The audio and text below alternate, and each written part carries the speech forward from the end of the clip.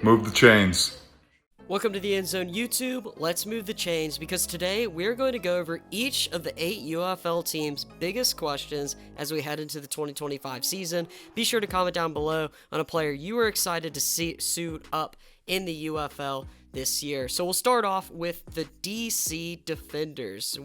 The DC Defenders finished the 2024 season with a disappointing 4-6 record, only after making it to the XFL Championship in 2023.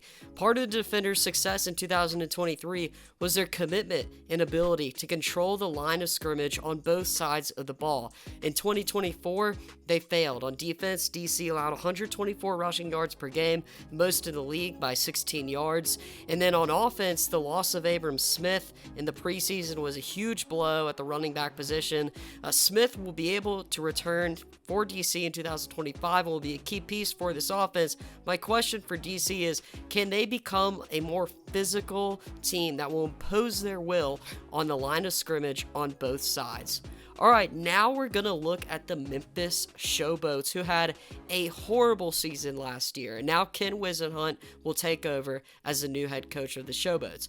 I recently watched his press conference where he talked about building his team identity and philosophy around the personnel he has. The entire roster has been moved around with new talent, new faces, and I'm curious to see how he views the talent all over his roster and who he builds the team around. Unfortunately, when asked by James Larson about what he could build off as a team from last year, Whisenhunt stated that he hadn't really looked at the roster very much, and this was a couple months ago, so he probably knows his roster now. So we have no clues, though, about what he's going to do with his players. With that being said, what will the Showboats' strengths be under Ken Whisenhunt?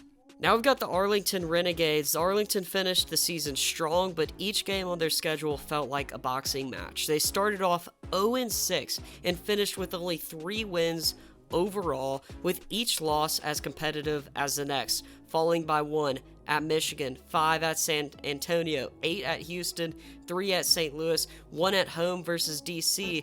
I could go on, but Arlington struggled to win games late. You could pin it and blame it on the secondary, late penalties, special teams, or sometimes the inconsistent offense.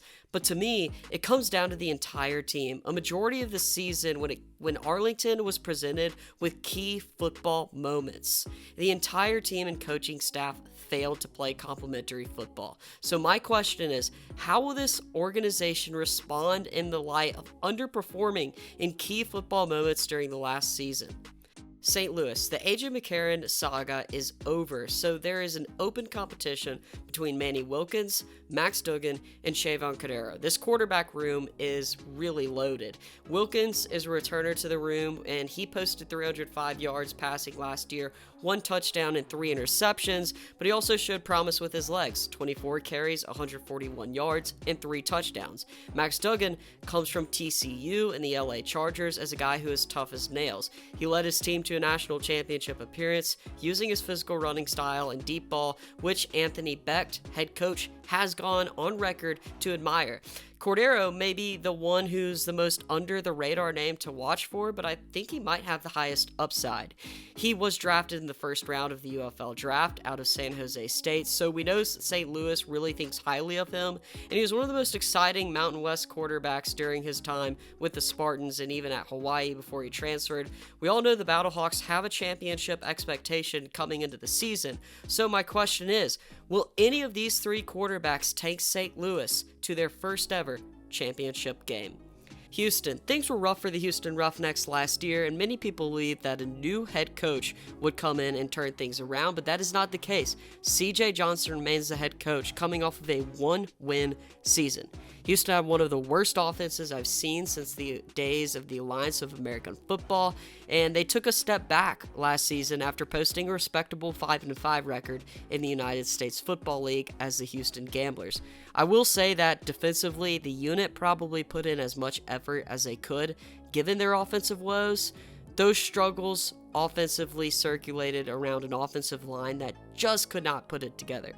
Houston had brought in a lot of new personnel to address these issues, but the question for me heading into this season is how much of an improvement will we see along that line for Houston. San Antonio. The Brahmas fell short last season, but I don't doubt that this team will have the talent to be great. I think they brought in a lot of fantastic players like Kellen Mond. I do not doubt that they have great coaching, right? But their schedule does not suit them well. First, because of stadium scheduling, the Brahmas have one less home game than every other team in the league. It's just not fair, but that's how it is. To make things even worse, they must play at St. Louis twice this season. Let's look at the first 6 games of the year. At Arlington, at St. Louis, at Michigan, at DC, host Houston, at Birmingham.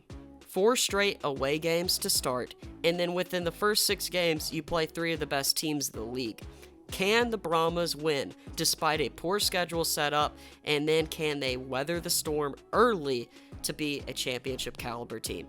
Michigan. The Panthers had a fantastic season that ended in a loss to the Stallions in Birmingham for the USFL championship. Part of their success during the regular season came off of the leg of Jake Bates. It wasn't just that Jake Bates could hit field goals or even hit long field goals, but he hit them in crucial times of the game. End of the second quarter, and the Panthers need 3, don't sweat it. Jake Bates can hit it from 60. What about an end of game situation where it's do or die?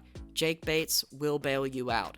These are all scenarios that happen during the season. Week 1, 64-yard game winner versus St. Louis. Week 2, 62-yarder to cut the lead to 7 before half against Birmingham. Week 6, 60-yarder before half to cut the lead to 4 against Arlington. And then in that same game, he hit a 42-yard game winner. You get the point. Special teams can make or break you. BT Potter out of Clemson has some big shoes to fill. So my question is, how will Michigan fare on special teams without the legendary leg of Jake Bates? Birmingham Stallions. There aren't many questions for a team under Skip Holtz that has gone absolutely scorched earth in spring football for the past 3 years. Honestly, it was very hard to think of a question until we got news that longtime GM Zach Potter, who has played a key role in acquiring talent and building a championship roster for 3 straight seasons, is officially going to be the GM at Sacramento State in college football. I'm going to start working on a video dedicated to Potter, his story, and everything that he's done and what I think he will go on to accomplish, but this is a name to remember because maybe 15 to 30 years down the line, he's going to be the GM of a major college football team or NFL franchise. At just 21 years old, he became the GM of the Birmingham Stallions and has been the puppet master behind the scene for this Birmingham dynasty. It can't be understated enough that what Zach Potter has done is nothing short of incredible. He deserves more media recognition because his story is absolutely phenomenal. We don't know who the new GM of Birmingham will be yet as the time I'm recording this video. We do know there will be pressure to continue the dominance of the UFL for Birmingham. How do you replace Zach Potter? Thank you very much, and I'd love to hear your questions for each team below, or maybe your favorite team. Thanks for watching the EndZone. Make sure to like, subscribe, and comment so we can move the chains.